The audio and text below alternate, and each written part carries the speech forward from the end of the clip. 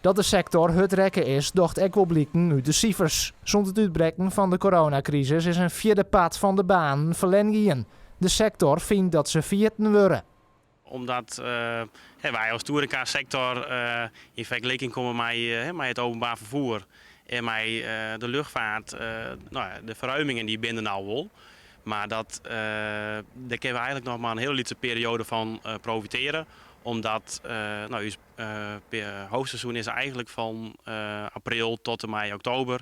En dus ja, in die zin is het wel nederig dat er voor de winterperiode voor onze branche, dat er toch nog wel een branche-specifieke steun komt. Veenstra Reizen zelfs denkt dat zij het nog wel even volhouden kunnen. Dat had benamelijk te krijgen met vaste opdrachten.